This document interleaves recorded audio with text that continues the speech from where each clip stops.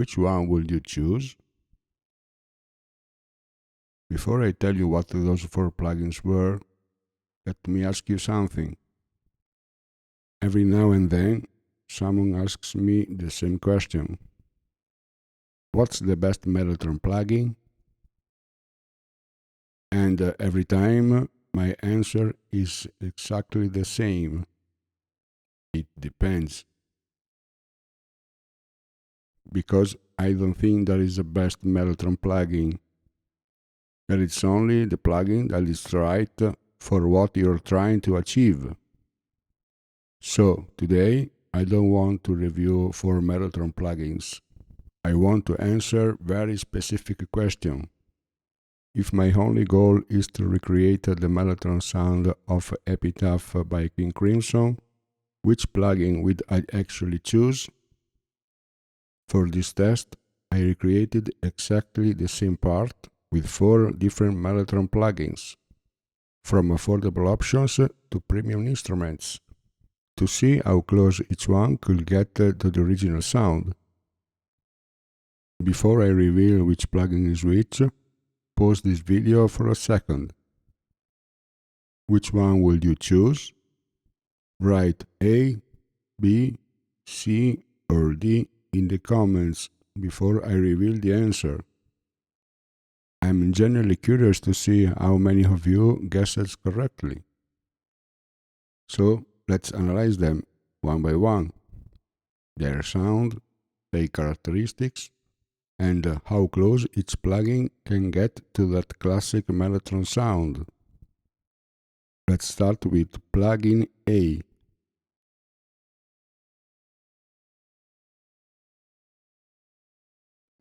Mainstage Mellotron. This one is honestly better than many people would expect. The basic Mellotron character is already there.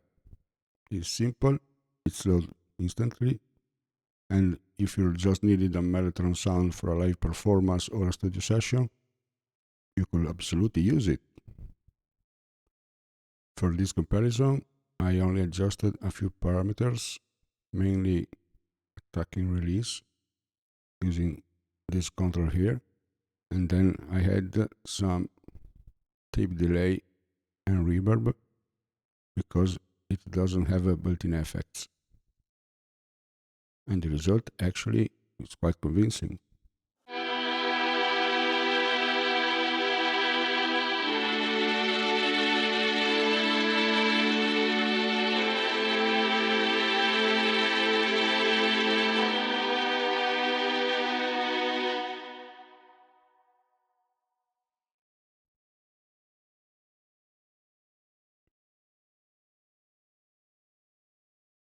Then plugin B.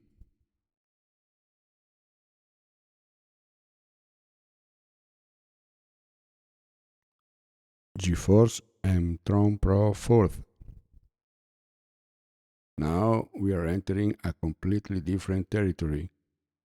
Mellotron Pro 4th takes things to another level. It's a fantastic instrument with a huge library and extremely deep editing possibilities. I've actually owned every version of Mellotron since the very first PC release. Years ago, I even sampled every note into my Nord keyboard because at the time the sounds were simply unique and had a character that was very difficult to find anywhere else. For live use, it was perfect. Even today, this is probably the Mellotron plugin I use more than any other. Its biggest strength is versatility. You have a huge palette of sounds and great amount of controls. If you need a Mellotron plugin that can cover many different styles and situations, this is an excellent choice.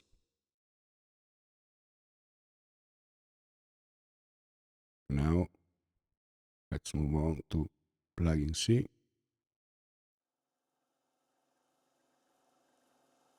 Oh.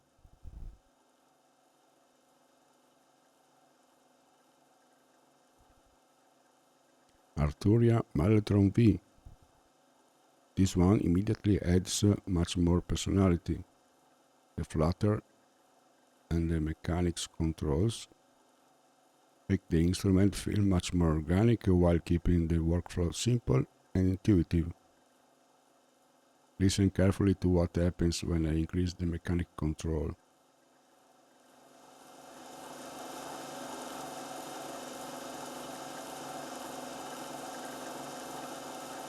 Can you hear it?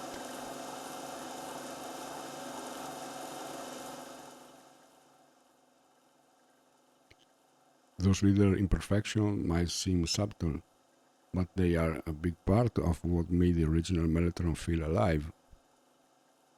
These controls help recreate the feeling of playing a real instrument rather than simply triggering a sample. The built-in effect section also gives you all the tools you need to shape the sound in a great detail. For this comparison, I boosted the high frequencies slightly because the sound was a little darker than the other plugins here. And of course, some tape echo and reverb. And finally, plugin D.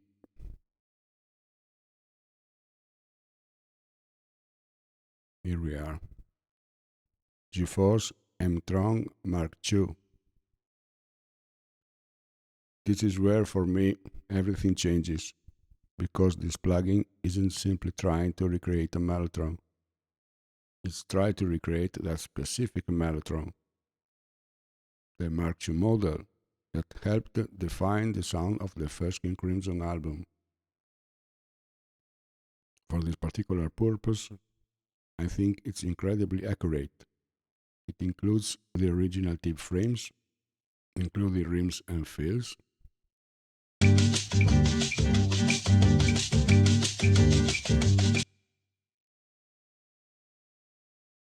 and the interface faithfully recreates the controls of the original instrument,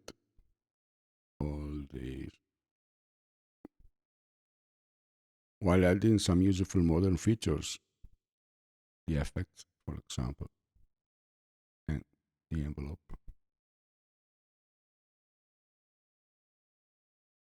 I really love it. So, which one wins? If all I needed is a Mellotron sound somewhere inside a live mix, honestly, any of those plugins could get the job done. But that wasn't today's challenge. The challenge was more specific. Recreate the sound of Epitaph as faithfully as possible. And for that goal, my personal choice is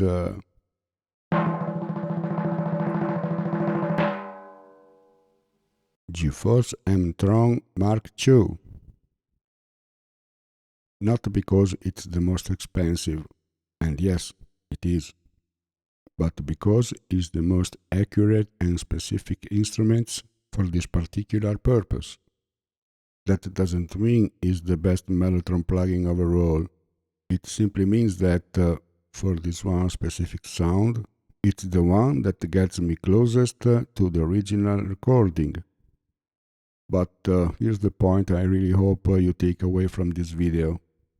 Buying the same plugin I use will not automatically make your Mellotron sound like in Crimson. The plugin is only one piece of the puzzle.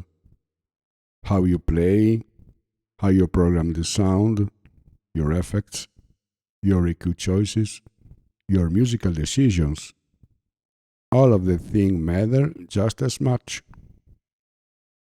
Two keyboard players can use exactly the same plugin and create completely different results. Plugins don't recreate records. Musicians do.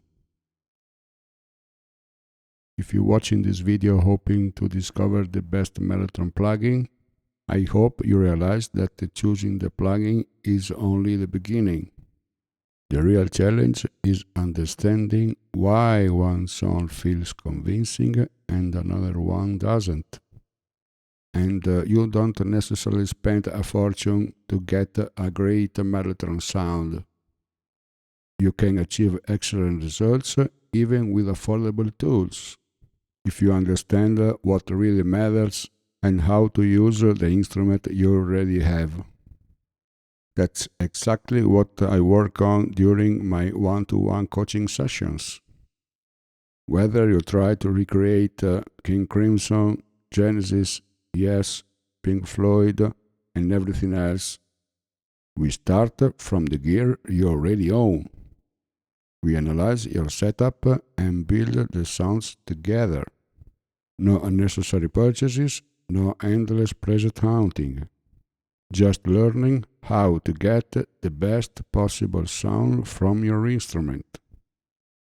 If that sounds useful, you'll find the coaching link in the description. And before you go, I'm still curious.